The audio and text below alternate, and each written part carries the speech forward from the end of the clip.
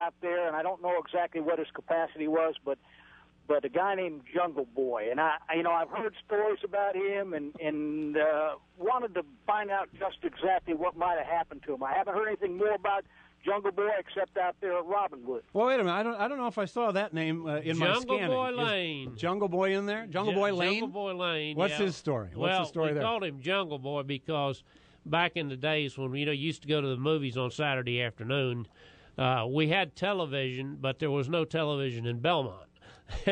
Except in the furniture store. You used to go down to the furniture store and watch the TV, watch the Indian. Look in the window? They'd say, the Indian's eye moved. The test pattern. And at any rate, Jungle Boy, when we get through going to the movies, usually Tarzan, we go home and play Tarzan movie, right? We'd go down the woods and we'd get swings and play Tarzan. Well, Jungle Boy was, he was too skinny to be Johnny Weissmuller. Tarzan always had a big, broad chest, but he would put his torn bathing suit on and swing through the trees and everything else. So we couldn't call him Tarzan. We just started calling him Jungle Boy. And he was a racer? And he became a racer. He was a driver? And he lives in Belmont now, and he's in good shape despite his many exploits at the Robinwood Speedway. A lot of them upside down. They need to, hockey gets a little, years back, hockey got a little out of hand with the fighting and some of the violence. Yeah. They've done some things to tone that down, as they should have. But two guys who are out there bashing each other's heads in a hockey game, they can legally and as a part of the sport fight. Yeah. They can decide the best way for us to deal with this is to drop the gloves and do it, and the sport will penalize them for that, but it allows that. So what about racing? I mean, why, 200 miles an hour and somebody is running you into the wall, I think you ought to be able to go talk to that guy with a right.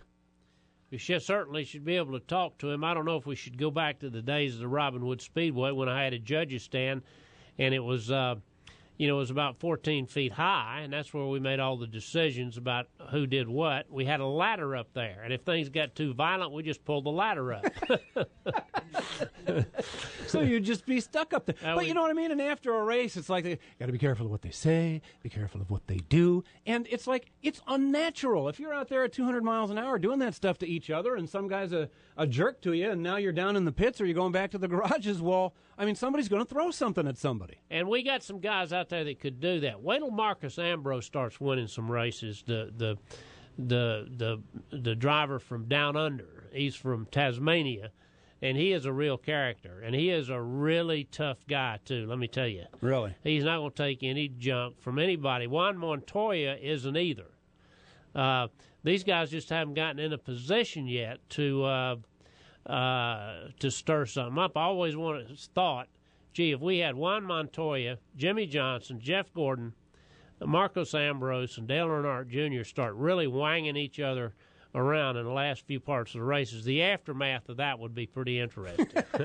And toss into the mix now Danica Patrick, because Tom Sorensen with the Observer, he was brought to his knees by her handshake. Apparently, though a little lady, I guess she's got a pretty tough handshake. She's a tough little girl. What do you think about that? What do you think? I know her, and she's serious. An awful lot. No one has ever gotten more publicity for doing less than Danica Patrick has. And I don't mean, I mean less as far as accomplishment is concerned. I mean, all she's done is she's come into the circuit to try out and see how she's done, and so forth. So far, not much has happened. She did pretty good down in ARCA, but the publicity has been phenomenal. And the marketing genius side of you must like that, though. Oh, I want to be. I want to. If I was back promoting again, running races, I want to have the race after she wins her first race. Go Daddy. Charlotte's News Talk 1110 WBT at 99.3 FM and WBT.com. No hot water? Nothing is worse than running out of hot water. The water heater experts are certified plumbers who focus exclusively on water heaters. And now the water heater experts are proud to be the first in the region to offer the new GeoSpring hybrid water heater from GE. It fits in the same space as a 50-gallon electric water heater, has a 10-year warranty, and can save you over $300 a year in energy costs. That's over $3,000 in savings over the typical life of a water heater.